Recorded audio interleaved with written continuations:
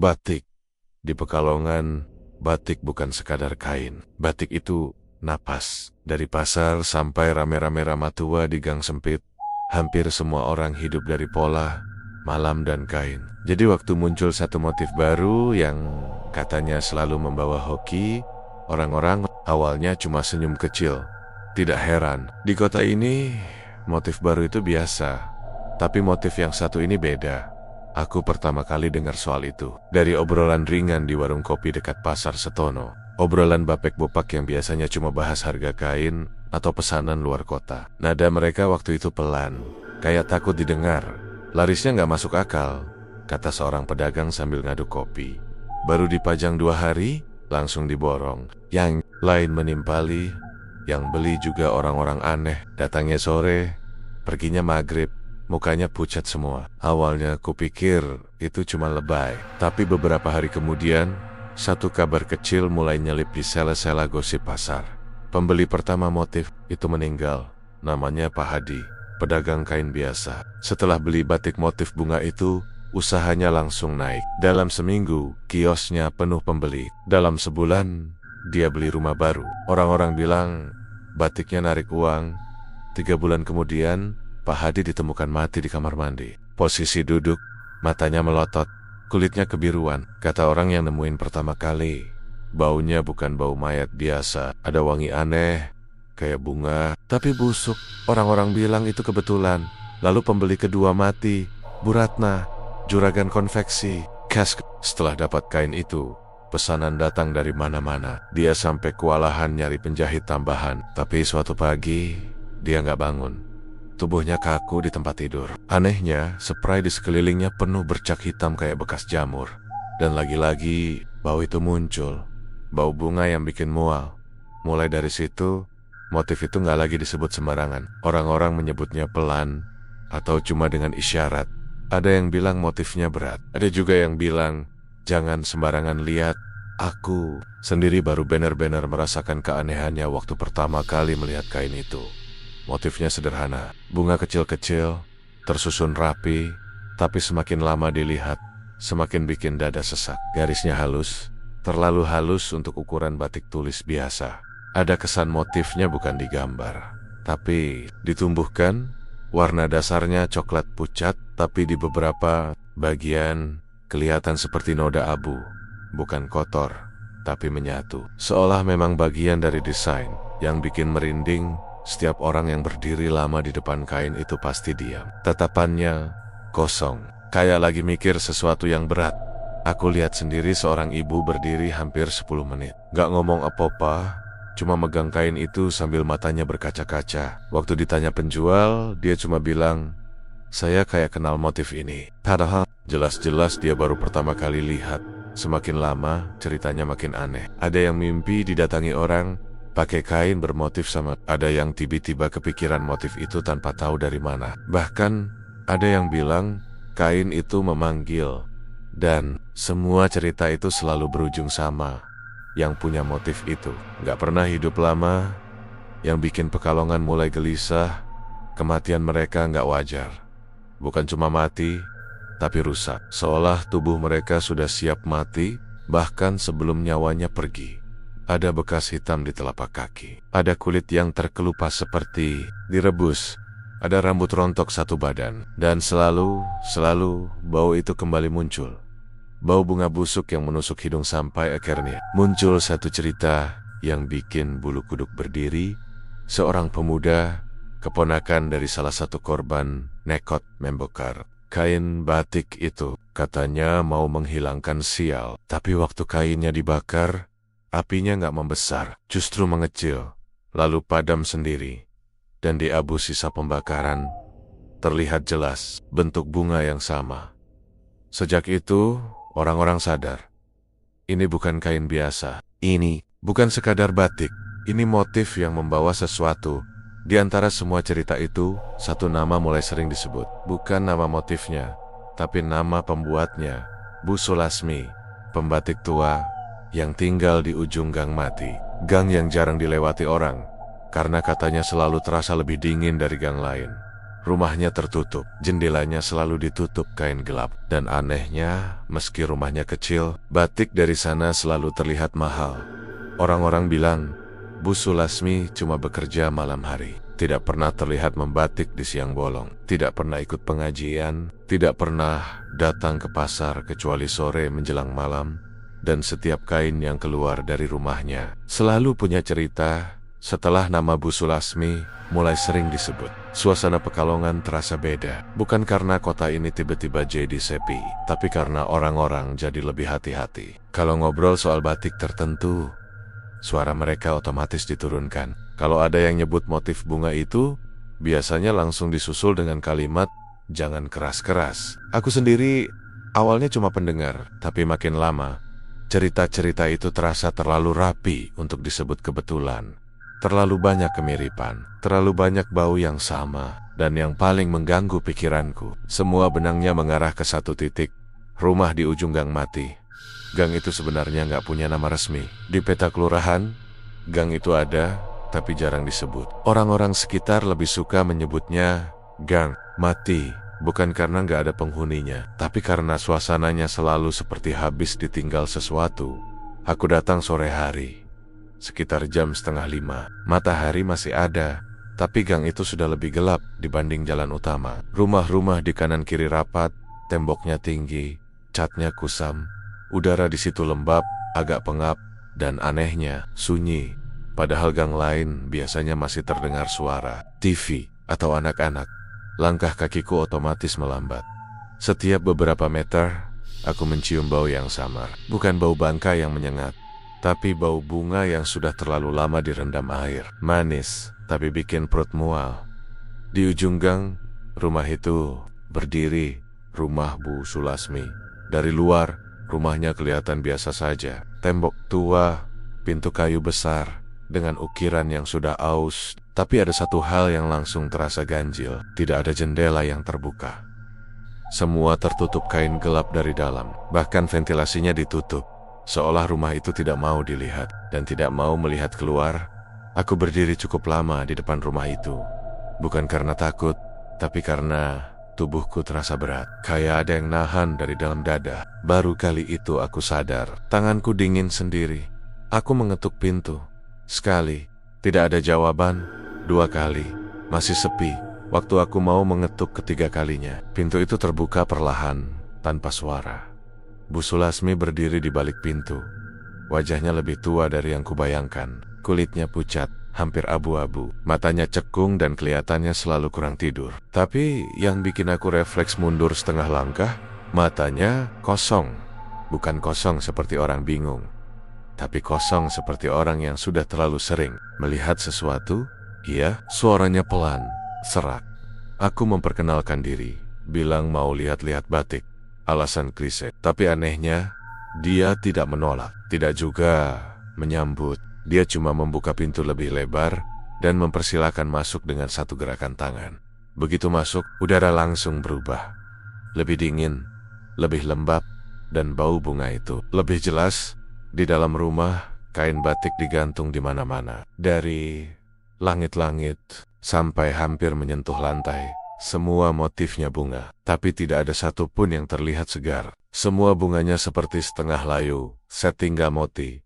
Aku melangkah pelan, takut menyentuh kain-kain itu. Ada perasaan aneh, seperti sedang berjalan di antara orang-orang yang diam, tapi memperhatikan. Bu Sulasmi berdiri di belakangku, diam, tidak bicara apa-apa. Sampai akhirnya aku menunjuk satu kain. "Ini motif apa, Bu?" Dia tidak langsung jawab. Dia mendekat, memegang kain itu dengan 2 tangan dan mengusapnya pelan. Cara dia menyentuh kain itu bukan seperti menyentuh barang, tapi seperti menyentuh sesuatu yang hidup, kembang mayit, katanya akhirnya. Nada suaranya datar, tapi ada sesuatu di baliknya, sesuatu yang berat. Aku menelan ludah. Nama itu terasa dingin di telinga. Bu Sulasmi lalu duduk di bangku kayu tua, menyuruhku duduk juga. Aku menurut. Meski perasaanku makin tidak enak. Dari dekat, aku baru sadar, di bawah kuku jarinya ada noda hitam. Bukan cup, seperti sisa abu yang tidak bisa hilang. "Kamu bukan orang pertama yang datang karena penasaran," katanya pelan. Dan biasanya yang penasaran tidak datang cuma sekali. Aku tidak tahu harus jawab apa. Dia lalu mulai bercerita, seolah sudah lama ingin bicara, tapi tidak pernah ada yang mau benar-benar mendengar. Dulu, rumah ini bukan rumah batik, ini rumah duka. Tempat orang-orang terakhir kali disinggahi sebelum dikubur. Waktu itu, belum ada rumah sakit besar di sekitar sini. Mayit sering dibawa ke sini untuk dimandikan dan dari itu, bau kematian tidak pernah benar-benar pergi. Bu Sulasmi mewarisi rumah ini dari ibunya, dan ibunya mewarisi dari neneknya. Semuanya perempuan, semua pembatik, tapi baru di generasi Bu Sulasmi, motif itu muncul. Dia tidak menyebut kata pesugihan, tapi aku bisa merasakannya dari caranya bercerita. Dari jeda-jeda panjang, dari kosong yang semakin dalam. Katanya, motif kembang mayit tidak dibuat siang hari. Tidak bisa, kalau dipaksa, tangannya akan gemetar, dan malam batik akan menggumpal sendiri. Motif itu hanya bisa digambar saat malam sudah benar-benar tua, saat suara luar mati, saat bau tanah terasa lebih kuat, karena yang datang bukan dari luar, katanya pelan, tapi dari bawah. Aku merinding. Bu Sulasmi lalu berdiri, membuka satu pintu kecil di sudut rumah. Dari dalam, aku melihat ruangan sempit, gelap, dan di tengahnya ada meja kayu panjang dengan bekas noda hitam yang tidak bisa dibersihkan. Itu tempat menggambar, katanya. Aku tidak berani masuk, bahkan berdiri di ambang pintu saja membuat kepalaku sedikit pusing. Bau bunga busuk di ruangan itu jauh lebih pekat. Bu Sulasmi menutup pintu itu lagi. Kamu tahu kenapa pembelinya mati? Tanyanya tiba-tiba. Aku menggeleng. Sejak pulang dari rumah Bu Sulasmi, aku merasa waktu berjalan aneh. Siang terasa cepat, tapi malam terasa panjang. Jam dinding di rumahku seperti sengaja melambat saat jarum menunjuk lewat tengah malam. Dan setiap kali aku mencoba tidur lebih awal, selalu ada satu bau yang muncul pelan-pelan. Bau bunga, bukan wangi segar, tapi wangi yang sudah lewat waktunya. Seperti bunga tabur yang terlalu lama dibiarkan di atas tanah basah. Awalnya aku pikir cuma sugesti, tapi malam kedua, baunya muncul lebih jelas. Aku bangun, cek dapur, cek kamar mandi, bahkan keluar rumah sebentar. Tidak ada apa-apa. Tapi begitu aku kembali ke kamar dan mematikan lampu, bau itu datang lagi. Dan bersamaan dengan itu, pikiranku selalu tertarik ke satu hal yang sama. Ruangan kecil di rumah Bu Sulasmi. Pintu kayu yang dia buka setengah. Meja panjang dengan noda hitam. Dan cara dia bilang yang datang bukan dari luar tapi dari bawah. Pagi harinya, aku dapat kabar baru. Satu lagi korban, namanya Mas Arif. Anak muda, pemilik toko online batik yang sedang naik daun. 2 bulan lalu, dia memamerkan satu kain motif bunga yang katanya paling hoki. Banyak yang iri, banyak yang heran karena motifnya tidak pernah muncul di katalog manapun. Mas Arif ditemukan mati di kamar kerjanya, duduk di kursi. Laptop masih menyala, tangannya menggenggam kain batik itu yang bikin orang-orang diam. Di wajahnya ada garis-garis tipis seperti bekas pola batik. Halus, rapi, menyebar dari leher ke pipi. Seolah wajahnya sudah jadi media. Berita itu menyebar cepat. Dan untuk pertama kalinya, orang-orang mulai menghubungkan semuanya secara terbuka. Motif itu bukan pembawa rezeki, motif itu penarik nyawa. Dorongan untuk kembali ke rumah Bu Sulasmi datang dengan sendirinya. Bukan karena berani, tapi karena rasanya aku tidak akan tenang kalau tidak tahu lebih jauh. Ada perasaan aneh, seperti sudah terlibat. Meski aku belum melakukan apa-apa, aku datang malam hari. Gang mati terlihat lebih sempit dari biasanya. Lampu jalan di mulut gang berkedip-kedip. Setiap langkah terasa lebih berat, seolah tanahnya sedikit lengket. Bau bunga busuk sudah tercium, bahkan sebelum aku sampai depan rumah. Pintu rumah Bu Sulasmi terbuka sebelum aku mengetuk. Dia seperti sudah menunggu. Kamu datang lagi, katanya tanpa senyum. Aku masuk tanpa banyak bicara. Kali ini, di dalam rumah lebih gelap. Lampu cuma satu, redup, menggantung di tengah ruangan. Kain-kain batik masih tergantung. Tapi sekarang aku sadar, tidak ada satu pun yang bergoyang meski pintu terbuka. Diam, Bu Sulasmi menyuruhku duduk. Lalu tanpa aku tanya, dia mulai bicara. Kamu sudah dengar yang mati lagi? Aku mengangguk. Berarti waktunya sudah dekat, katanya. Aku bertanya maksudnya apa. Bu Sulasmi berdiri, mengambil satu kain dari sudut ruangan. Kain itu belum jadi. Masih polos di beberapa bagian. Tapi di tengahnya ada pola bunga yang lebih rapat, lebih gelap. Itu kembang mayit yang hampir lengkap, katanya. Tinggal menunggu satu bahan lagi. Aku bertanya bahan apa. Dia tidak langsung jawab. Dia membuka lemari kayu tua. Dari dalam, dia mengeluarkan sebuah kotak kecil. Waktu dibuka, aku refleks menutup hidung. Di dalamnya abu halus, abu-abu kehitaman, dan hangat. Ini bukan abu biasa, katanya pelan. Ini sisa orang-orang yang tidak dicari. Lalu dia bercerita, pesugihan ini tidak dimulai dari niat kaya, tapi dari ketakutan. Dulu, Bu Sulasmi hidup miskin, batiknya tidak laku, ibunya sakit-sakitan. Rumah ini hampir dijual. Di saat putus asa itu, datang mimpi.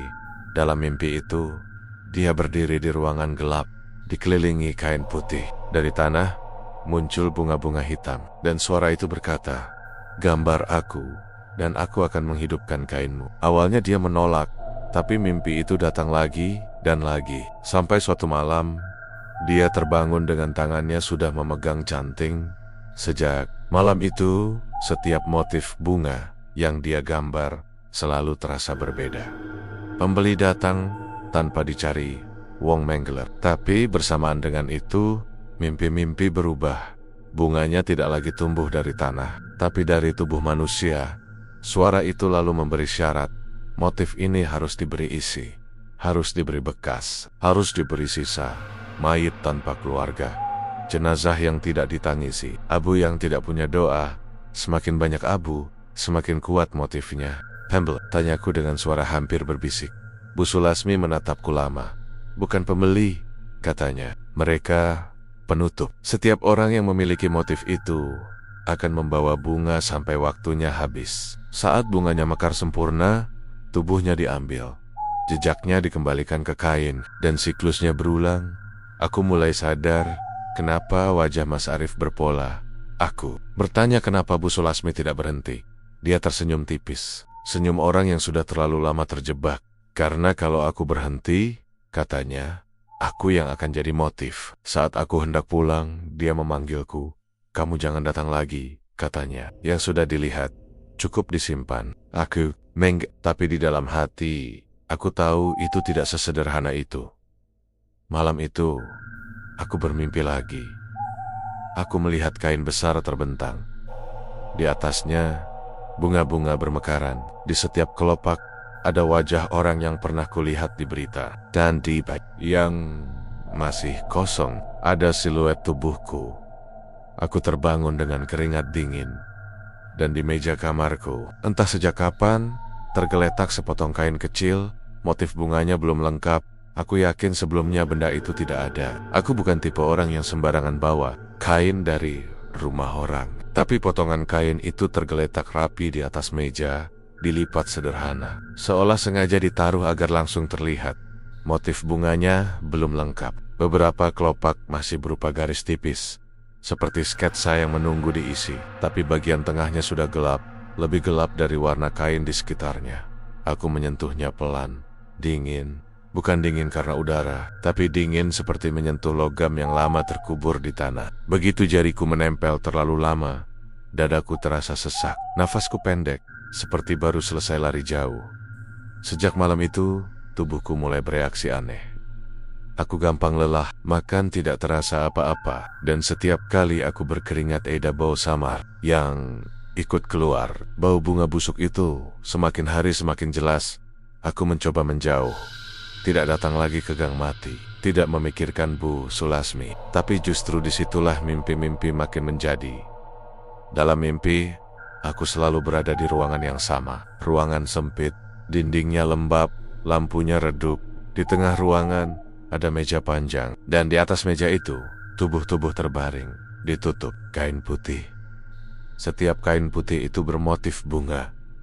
Aku terbangun malam ketiga dengan satu kesimpulan yang membuat tengkukku dingin. Aku harus melihat ritual itu sendiri, bukan karena ingin, tapi karena aku sadar kain kecil itu bukan peringatan, itu undangan. Malam Jumat Kliwon, aku kembali ke Gang Mati. Jam hampir menunjukkan pukul 12. Gang itu gelap total, lampu jalan di ujung gang mati. Tidak ada suara motor, tidak ada suara TV, bahkan jangkrik pun tidak terdengar.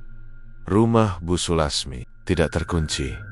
Pintu terbuka sedikit, seolah memang menunggu. Bau bunga busuk langsung menyergap begitu aku melangkah masuk. Di dalam, Bu Sulasmi sudah bersiap.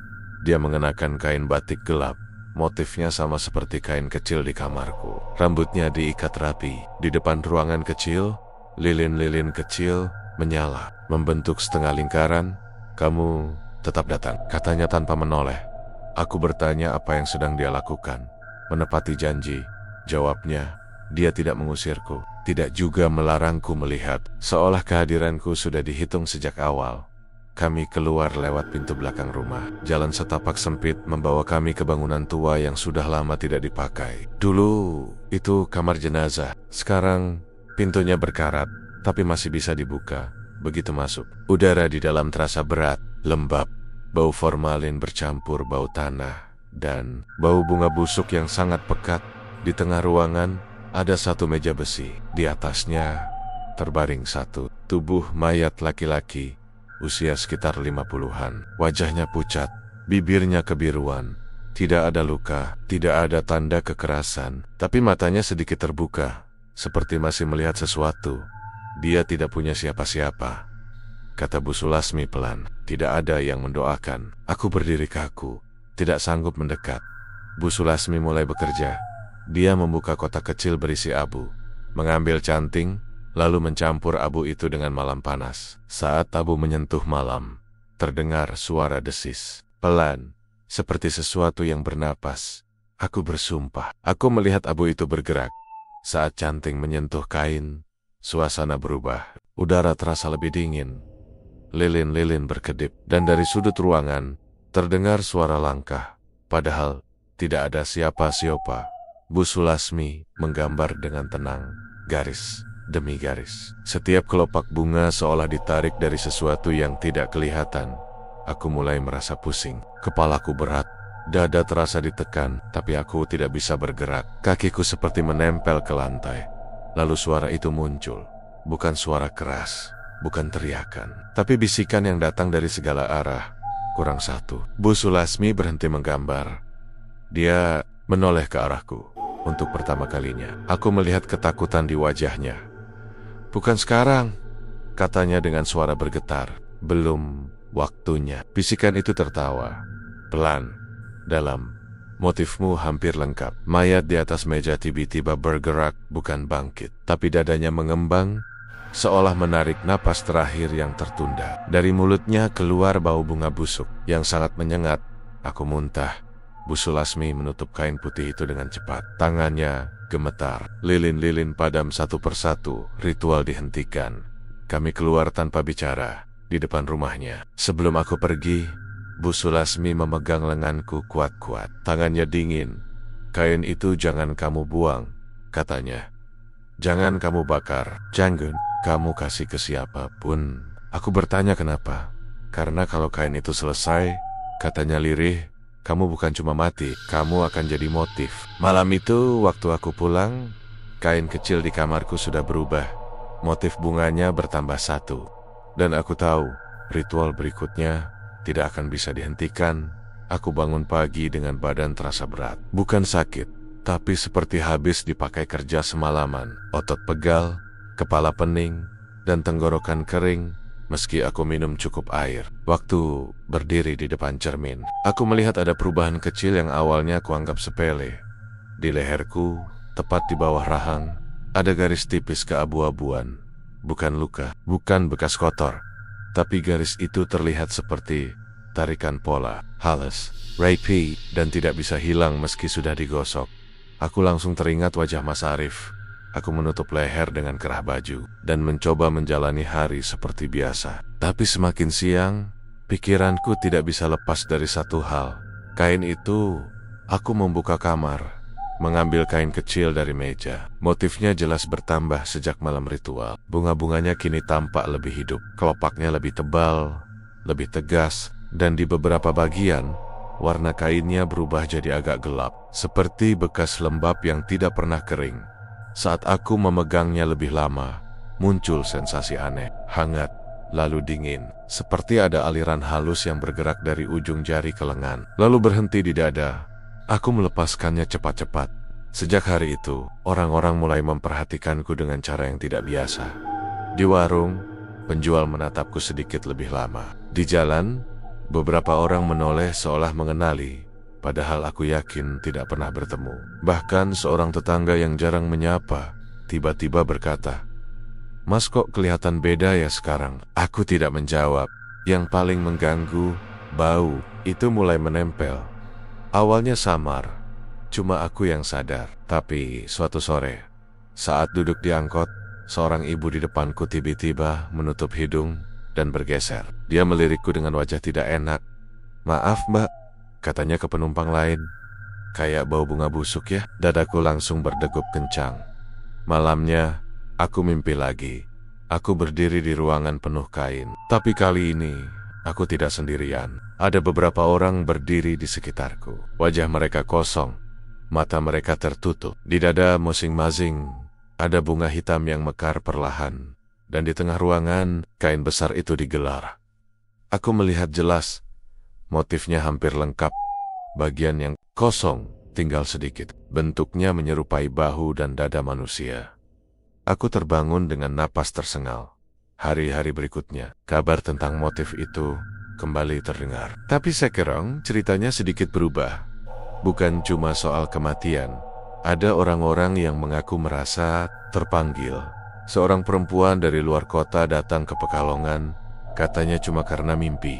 Dalam mimpinya, dia melihat dirinya sendiri memakai kain batik bermotif bunga layu. Berdiri di depan cermin, tapi pantulannya bukan dirinya.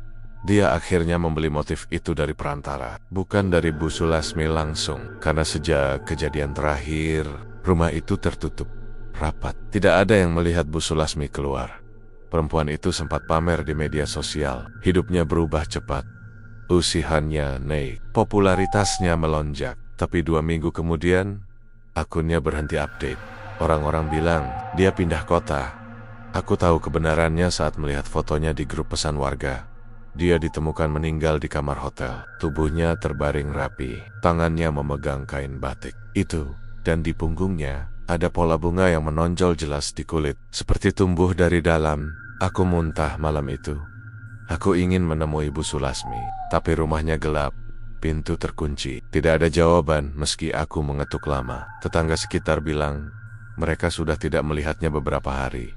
Kayaknya sudah waktunya, kata salah satu dari mereka, pelan. Waktu aku pulang, kain kecil itu menungguku di atas tempat tidur. Aku yakin, aku tidak menaruhnya di sana.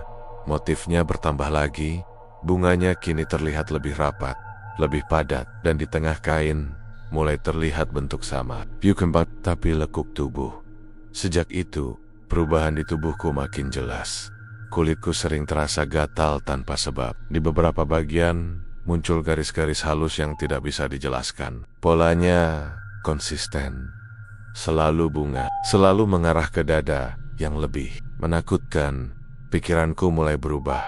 Aku jadi lebih mudah memahami motif itu. Saat melihat kain batik lain, aku bisa langsung tahu mana yang kosong dan mana yang berisi. Aku mulai paham kenapa orang-orang tertarik tanpa sadar, dan yang paling membuatku takut, ada bagian kecil dalam diriku yang tidak lagi menolak.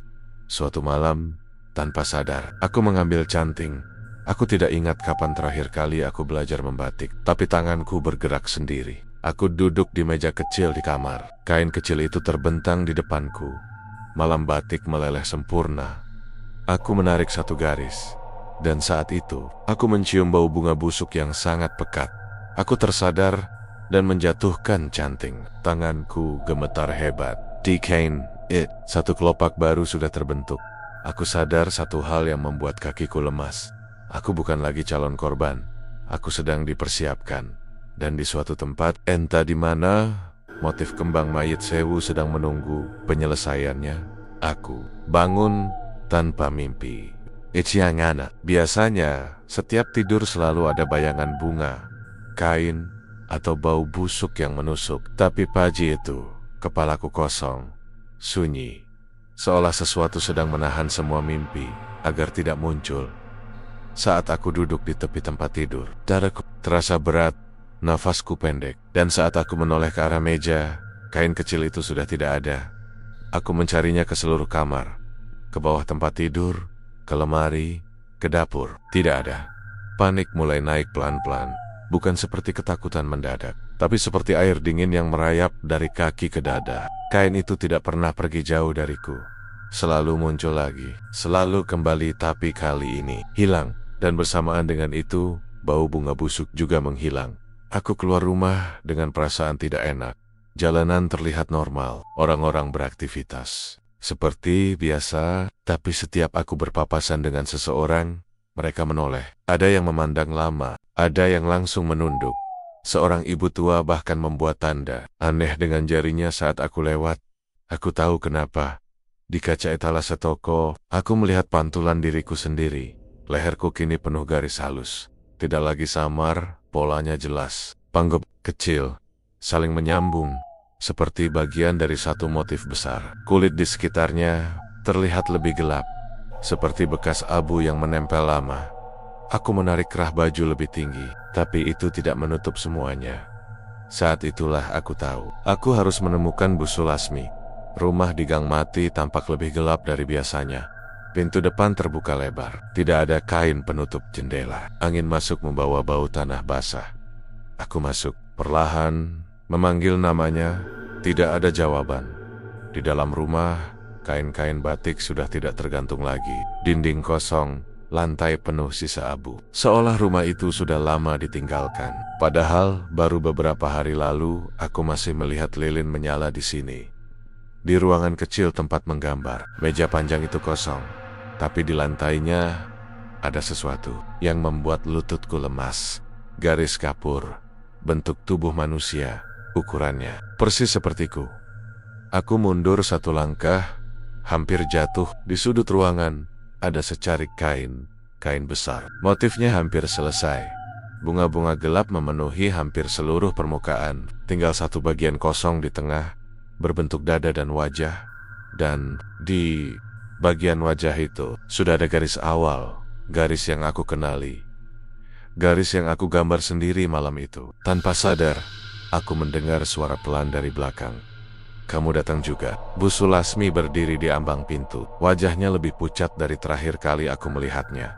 Rambutnya memutih lebih banyak. Matanya cekung, tapi tatapannya tenang. Terlalu tenang untuk orang yang akan mati. Aku sudah menunggumu, katanya. Bertanya kemana kain kecil itu. Dia tersenyum tipis. Sudah menyatu. Bu Sulasmi duduk di lantai, bersandar ke dinding. Nafasnya berat, seperti orang yang sudah lama menahan sesuatu. Dia bilang, siklus pesugihan ini tidak pernah berhenti. Setiap generasi hanya menjalankan perannya. Neneknya dulu menerima kain pertama, ibunya menyempurnakan motif, dan dia bertugas menjaga agar kembang mayit Sewu tidak pernah kosong. Tapi setiap penjaga punya batas, katanya pelan, dan batasku sudah habis. Aku bertanya kenapa aku. Dia menatapku lama, lalu berkata, karena kamu melihat tanpa menolak, kamu mencium baunya tanpa pergi, kamu memegang kainnya tanpa membuang. Pesugihan ini tidak memilih orang jahat atau baik, ia memilih orang yang mampu menampung, dan aku cukup kosong untuk diisi. Bu Sulasmi lalu membuka kain besar itu. Motifnya bergetar halus, seolah bernapas. Bau bunga busuk langsung memenuhi ruangan, lebih kuat dari sebelumnya. Kalau kamu menolak sekarang, katanya, semua yang sudah mati akan mencari jalan lain, lebih liar, lebih banyak. Aku mengerti maksudnya. Kalau aku mundur, pesugihan ini tidak akan berhenti. Ia hanya akan berpindah, tanpa kendali, tanpa penjaga. Kalau aku menerima, tanyaku. Kamu hidup, katanya, tapi tidak sepenuhnya. Sulasmi berdiri dengan susah payah. Dia membuka bajunya perlahan. Di tubuhnya, aku melihat motif yang sama seperti di kain. Bunga-bunga hitam menyatu dengan kulitnya, tapi sebagian sudah memudar. Ini harga yang sudah kubayar, katanya. Dan sekarang aku harus pergi. Dia mengambil canting, menyerahkannya kepadaku. Tanganku gemetar saat menerimanya. Kamu tidak akan mati hari ini, katanya. Tapi sejak malam ini, kamu bukan lagi penonton. Bu Sulasmi berjalan ke meja panjang, berbaring tepat di atas garis kapur, menutup matanya sendiri. Lanjutkan, katanya. Aku mundur, menangis, menolak. Tapi suara itu kembali muncul. Bisikan dari bawah, dari kain, dari dinding. Motif harus lengkap. Aku tidak ingat kapan tanganku bergerak. Aku hanya ingat bau bunga busuk yang sangat pekat. Aku hanya ingat canting menyentuh kain. Dan saat aku sadar, Bu Sulasmi sudah tidak bernapas. Tubuhnya mengering cepat. Kulitnya berubah abu-abu. Lalu perlahan menyatu dengan kain. Motif itu selesai. Aku keluar dari rumah itu menjelang subuh. Gang mati terasa lebih terang dari sebelumnya dan di dadaku, aku merasakan sesuatu yang baru tumbuh. Aku berdiri di ujung gang mati dengan napas berat. Udara pagi seharusnya segar, tapi yang tercium tetap bau bunga busuk itu. Bedanya, sekarang bau itu tidak datang dari luar. Bau itu berasal dariku. Aku berjalan pulang tanpa menoleh ke belakang. Rumah Bu Sulasmi sudah tidak penting lagi. Motifnya selesai, penjaganya berganti. Dan tanpa perlu cermin, aku tahu tubuhku sudah tidak sama. Hari pertama setelah itu berjalan aneh. Tidak ada orang yang menegur. Tidak ada yang mendekat. Sialan. Semua orang bisa merasakan sesuatu yang salah, tapi memilih berpura-pura tidak tahu. Bahkan suara di sekitarku terdengar lebih jauh. Seperti aku berjalan sedikit di luar dunia yang sama. Saat aku sampai rumah, kain besar itu sudah ada, terbentang, rapi di ruang tamu. Aku tidak membawa kain itu. Tapi di sanalah ia berada. Seperti memang seharusnya di situ. Motif kembang mayit sewu terbentang utuh. Bunga-bunga gelap memenuhi seluruh permukaan kain. Dan di bagian tengahnya, pola tubuh manusia terlihat samar. Menyatu dengan bunga. Tidak menonjol, tidak kasar, sempurna. Saat aku menyentuh kain itu, tidak ada lagi rasa dingin. Tidak ada lagi sesak. Yang ada justru rasa tenang yang aneh. Tenang seperti orang yang sudah berhenti melawan. Aku melihat ke cermin. Motif di leher dan dadaku kini berhenti menyebar. Tidak bertambah, tidak berkurang. Seperti tanda yang sudah final. Kulitku terlihat lebih pucat. Tapi mataku justru lebih jernih. Terlalu jernih hari-hari berikutnya. Hidupku berubah pelan-pelan. Aku tidak perlu mencari apapun. Orang-orang datang sendiri. Awalnya cuma 1-2. Mereka datang dengan alasan yang berbeda-beda. Ada yang mau jual rumah, ada yang mau minta nasihat, ada yang sekadar ingin melihat batik yang katanya beda. Tapi semua punya kesamaan. Mereka selalu berdiri lama di depan kain itu, dan aku selalu tahu siapa yang akan kembali. Aku tidak pernah menawarkan apapun, tidak pernah memaksa. Aku hanya membiarkan mereka melihat, menyentuh sebentar, lalu pulang. Dan setelah itu, hidup mereka berubah. Rezeki datang cepat, usaha naik, nama mereka mulai dikenal. Dan bersamaan dengan itu, bau bunga busuk mulai mengikuti mereka. Meski mereka sendiri tidak sadar, aku mulai paham sepenuhnya sekarang. Pesugihan ini tidak bekerja dengan janji. Ia bekerja dengan keinginan, dengan lubang di dalam diri manusia. Semakin besar lubangnya, semakin cepat motif itu mengisi. Beberapa minggu kemudian, kabar kematian muncul lagi. Seorang pria paruh baya, pemilik pabrik kecil, ditemukan meninggal di ruang kerjanya. Wajahnya tenang, tidak ada tanda kekerasan. Tapi di dadanya terlihat samar pola bunga, seperti bekas tekanan dari dalam. Orang-orang mulai berbisik lagi. Motif terlarang itu muncul kembali, tapi kali ini tidak ada yang tahu siapa pembuatnya. Rumah di gang mati terbakar suatu malam. Api besar menghabiskan segalanya. Orang-orang bilang korsleting listrik.